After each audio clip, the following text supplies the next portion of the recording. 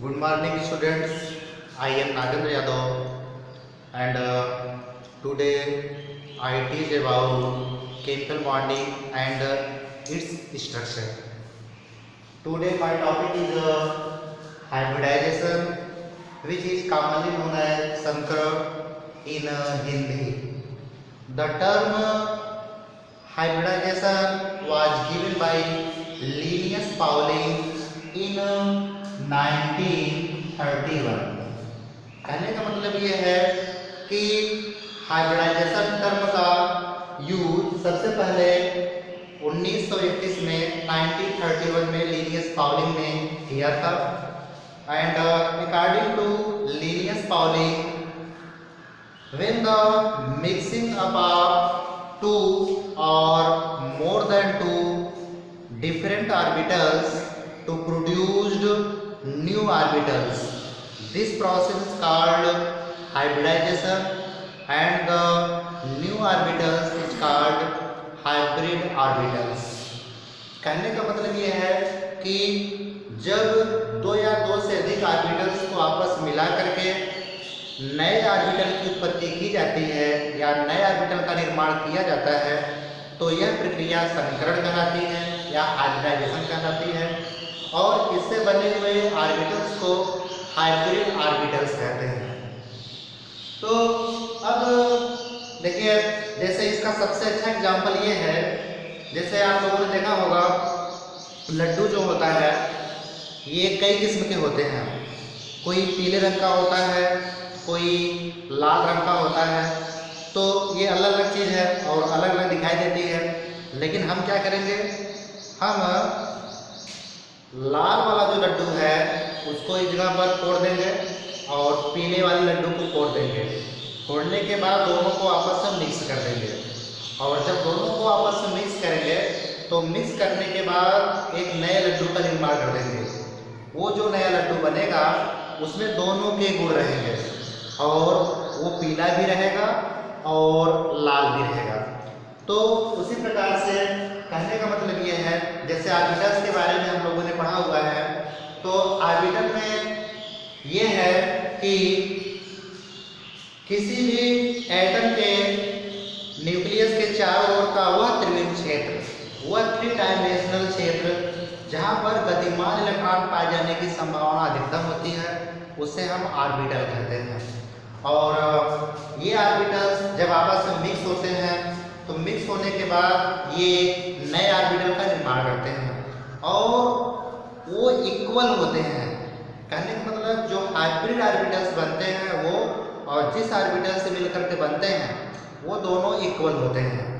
तो इस प्रकार से ऑर्बिटल से मतलब कि संकरण कैसे होता है, तो इसमें आप लोग देखेंगे जैसे types of hybridization. Types of hybridization, hybridization के प्रकार। तो अब देखिए, it is mainly 3 types, that is sp hybridization, next sp2 hybridization, and sp3 hybridization. इसके बाद 3 और हाइब्रिडाइजेशन होते हैं।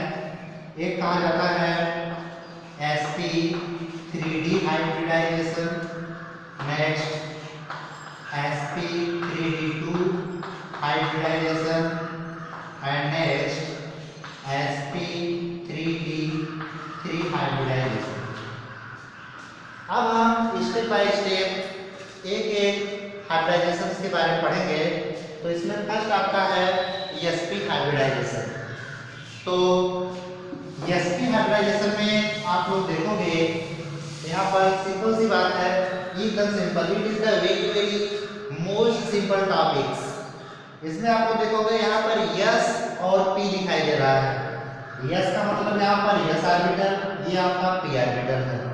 तो कहने का मतलब यह है कि एक s दिखाई दे रहा है और एक p दिखाई दे रहा है, यानी कहने का मतलब ये है कि जब एक s ऑर्बिटल और एक p ऑर्बिटल, ये हो गया आपका s ऑर्बिटल, ये हो गया p ऑर्बिटल, तो जब एक s ऑर्बिटल और एक p ऑर्बिटल दोनों आपस में मिक्स होते हैं, तो इनके आपस में मिक्स होने पर दो नए ऑर्बिटल्स का निर्माण होता है। ये जो ऑर्बिटल्स होते हैं इनको हम हाइब्रिड ऑर्बिटल कहते हैं। और ये जो हाइब्रिड ऑर्बिटल होते हैं इस पर ये इसका जो शेप होता है वो लीनियर शेप होता है, और इस पर जो एंगल बनता है वो 180 डिग्री एंगल बनता है। बात आई समझ में? एक बार फिर सुन लीजिए इसको। When the mixing up of 1s and 1p pure orbitals to produce two new orbitals, this process is called sp hybridization, and the new orbitals is called sp hybrid orbitals, and the shape of sp hybrid orbitals is linear shape and 180 degree angle produced. In the sp hybrid orbitals, sigma bond and pi bond produced also. Next points about sp hybridization. Point about sp hybridization. अब देखिए sp hybridisation है क्या? Simple सी बात है। Number 1, sp hybridisation में एक s और एक p ऑर्बिटल इन दोनों का संयुग्मन होता है, मिक्सिंग होता है, और ये आपस में कॉन्जुगेट होते हैं। दूसरी चीज, sp हाइब्रिडाइजेशन के दौरान सिग्मा बॉन्ड और पाई बॉन्ड इन दोनों का निर्माण होता है। Next number 3, by the process of sp hybridization in the new orbitals have linear shape and it have 180 degree angle. Now next,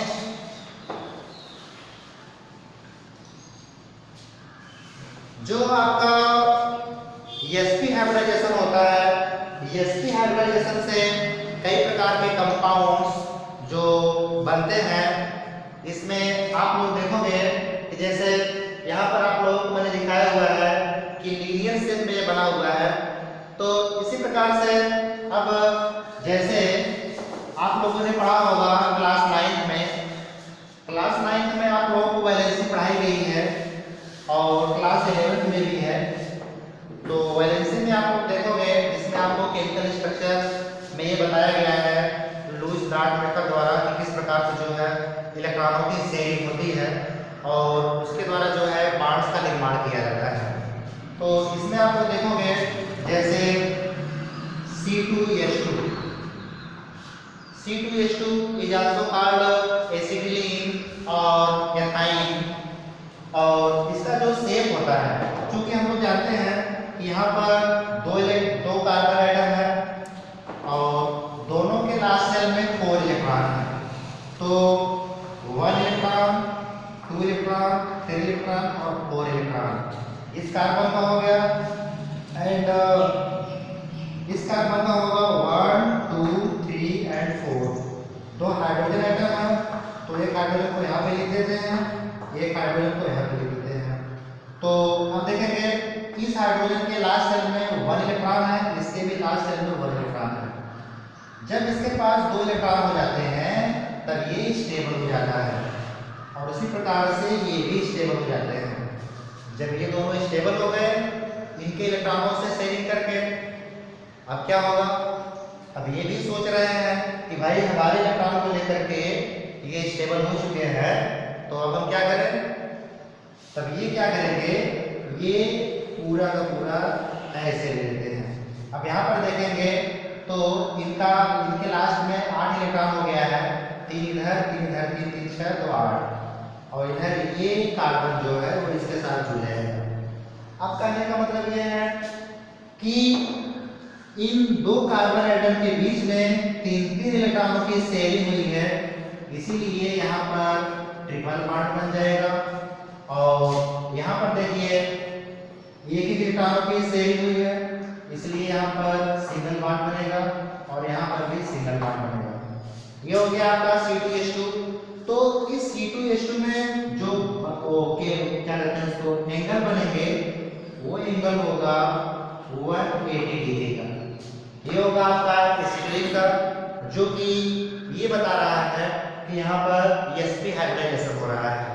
next देखिए एग्जांपल्स।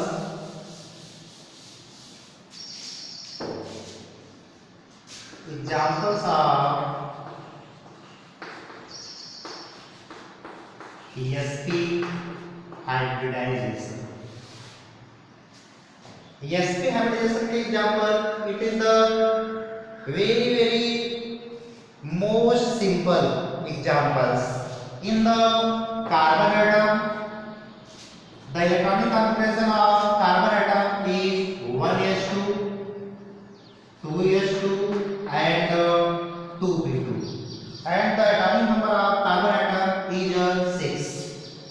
अब यहाँ पर हम लोग देखेंगे तो इसका जो लास्ट सेल है वो ये वाला है, दूसरा सेल। तो दूसरे सेल में 2 2 4 इलेक्ट्रॉन है। तो इस प्रकार से हम लोग देखेंगे तो s ऑर्बिटल में यहाँ पर 2 इलेक्ट्रॉन है, और इस वाले में देखेंगे यहाँ पर p ऑर्बिटल में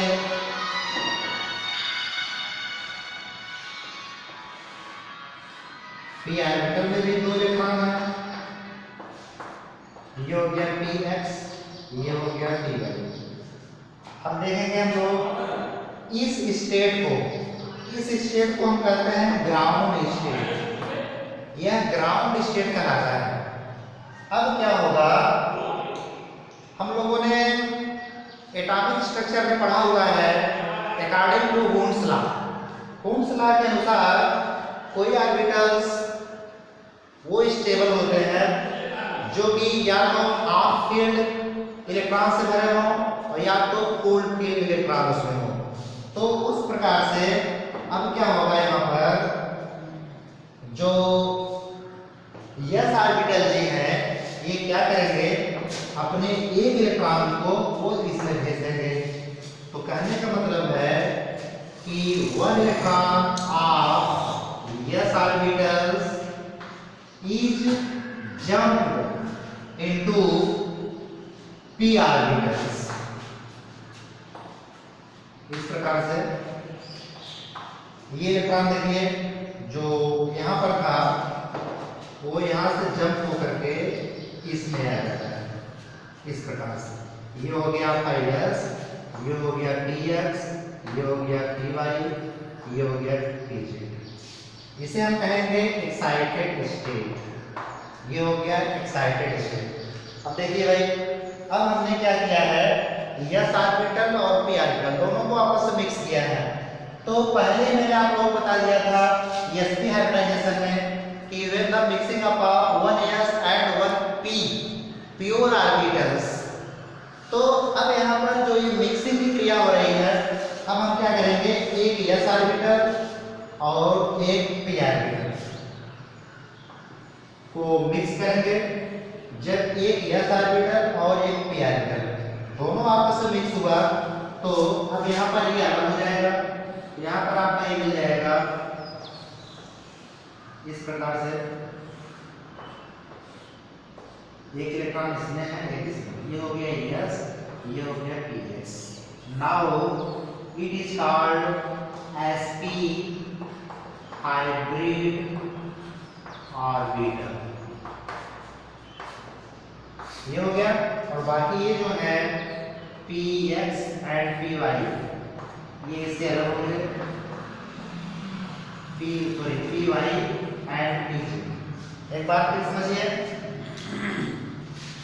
कार्बन एटम का जब इलेक्ट्रॉनिक कॉन्फ़िगरेशन हम लोग करते हैं तो इसका इलेक्ट्रॉनिक कॉन्फ़िगरेशन होता है 1s2 2s2 एंड 2p2।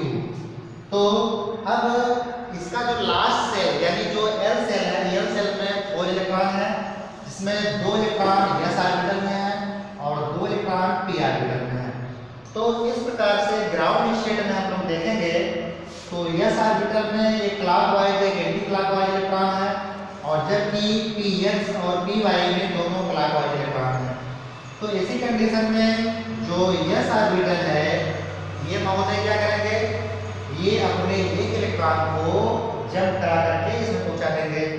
इससे इनका भी कोई नुकसान नहीं होगा, क्योंकि भाई जब किसी का कोई नुकसान नहीं होता है तभी वो कोई वर्क करता है, और इससे इनका फायदा है क्योंकि ये भी स्टेबल हो जा रहे हैं।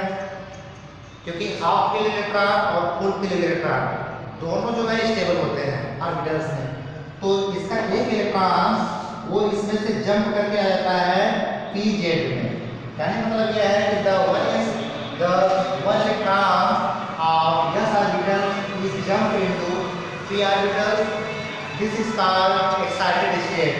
Now we mix the s and one p orbitals to produce sp hybrid orbitals. बात आई समझ में? एक बार फिर से थोड़ा समझ लीजिए आप लोग शार्ट में। जैसे हम लोग देखते हैं कि जब एक s ऑर्बिटल और एक p ऑर्बिटल दोनों आपस में मिक्स होते हैं तो इनके आपस में मिक्स होने पर दो नए ऑर्बिटल का निर्माण होता है, और इस ऑर्बिटल को हम लोग कहते हैं sp हाइब्रिड ऑर्बिटल। और इसका जो शेप होता है वो होता है लीनियर शेप, एंड इस पर जो एंगल बनता है वो 180 डिग्री का एंगल बनता है। देखिए ये पूरा मैंने आप लोगों को sp हाइब्रिडाइजेशन बताया है, एंड नेक्स्ट वीडियो में हम आप लोगों को sp2 hybridization and sp3 hybridisation के बारे में बताएंगे, और इसको आप लोग पूरा का पूरा पढ़ डालिएगा, लर्न कर डालिएगा, और जो भी प्रॉब्लम हो वो हमसे ऑनलाइन आप लोग शेयर कर सकते हैं। Thank you.